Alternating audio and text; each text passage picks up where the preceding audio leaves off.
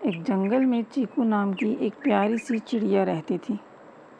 چیکو کا جنم دن آنے والا تھا اور وہ اپنے جنم دن کا سوچ کر بہت خوش تھی۔ وہ سوچ رہی تھی کہ کچھ ایسا پلان کیا جائے کہ جب بھی وہ اس دن کو سوچے تو اسے بہت خوشی ہو۔ وہ بہت دیر تک سوچتی رہی، لیکن اسے کچھ سمجھ نہ آیا کہ وہ کیا کرے، اور خاموش ہو کر بیٹھ گئی۔ دوسری طرف اس کا چاچا، جس کا نام کبیر تھا، وہ اس کے لیے کچھ خاص کرنا چاہتا تھا۔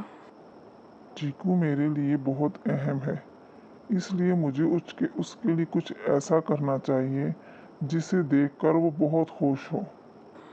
آخر کبیر چاچا کے ذہن میں ایک بات آئی کہ کیوں نہ اس کو ایک پیارا سا گھر بنا کر دیا جائے۔ اس نے ایک لمبی لکڑی کا ٹکڑا ڈھونڈا اور اسے اچھی طرح سے صاف کیا اور بہترین طریقے سے اس کو کاٹ کر اس کے چھوٹے پیسز کیے اور پھر ایک پیارا سا گھر بنایا۔ کبیر چاچا نے چیکو کے لیے ایک پیارا سا گھر بنایا، اس کے اندر ایک پیاری سی بیل لگائی، اسے پھولوں سے سجایا۔ دیکھو یہ گھر اچھا ہے یا نہیں؟ کبیر چاچا، یہ تو بہت پیارا لگ رہا ہے، یہ کس کا گھر ہے؟ کبیر چاچا نے کہا، یہ گھر میں نے کسی کے لیے بطور تحفہ بنایا ہے۔ سوچا ایک دفعہ تم سے پوچھ لوں تو دل کی تسلی ہو جائے گی۔ کیسی ہو تم دونوں، ببلی کبوتر اور کوکی کوئل؟ ہم دونوں تو ٹھیک ہیں۔ کبیر چاچا، آپ سنائیں، آپ کیسے آئے ہیں؟ ایسا ہے کہ کل چیکو کا برتھڈے ہے اور تم لوگوں نے ضرور آنا ہے۔